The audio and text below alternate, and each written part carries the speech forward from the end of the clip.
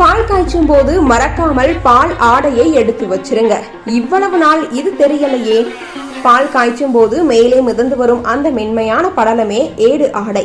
பெரும்பாலானோர் அதை எடுத்து தூக்கி எறிந்து விடுவோம். ஆனால் அந்த சிறிய ஆடையில் சத்துக்களின் செல்வம் மறைந்து கிடைக்கிறது.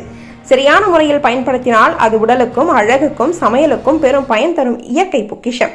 ஆடையில் நல்ல கொழுப்பு, vitamin A, D, E, calcium போன்ற சத்துக்கள் நிறைந்துள்ளன.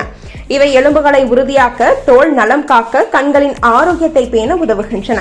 குறிப்பாக குழந்தைகள், முதியவர்கள் ஆகியோருக்கு சத்து சேர்க்கும் ஒரு எளிய மூலம் இது. சேகரித்த ஆடைகளை குளிர்சாதன பெட்டியில் வைத்து பின்னர் அரைத்து குழைத்தால் சுத்தமான வெண்ணெய் கிடைக்கும். கடையில் வாங்கும் வெண்ணெய்க்கு மாற்றாக வீட்டிலேயே தயாரிக்கும் இந்த வெண்ணெய் ருசியுடனும் சுகாதாரமாகவும் இருக்கும்.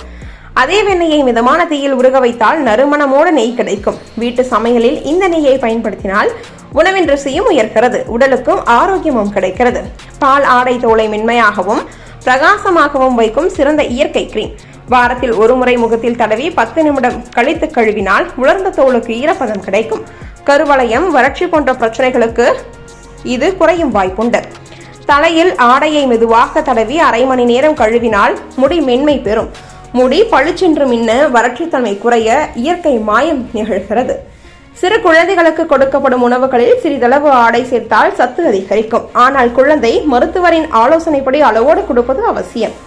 சில பேர் ஆடையை பருப்பு குழம்பு, சாதம் மேல் தடவி சாப்பிடும் வழக்கம் உள்ளது. இது சத்தையும் சுவையையும் பழமையான பழக்கம். ஆடையில் உள்ள நல்ல கொழுப்பு உடலின் எதிர்ப்பு சக்தியை உயர்த்த உதவுகிறது.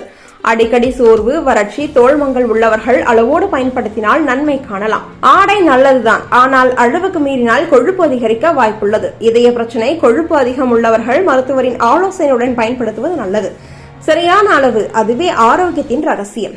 அடுத்த முறை பால் காய்ச்சும் பொழுது மேலே வரும் அந்த ஆடையை வீணாக்காதீர்கள். அது ஆரோக்கியமும் அழகும் சுவையும் மூன்றையும் தரும் இயற்கையின் வரம். இன்று முதலே சேகரித்து புத்திசாலித்தனமாக பயன்படுத்த தொடங்குங்கள்.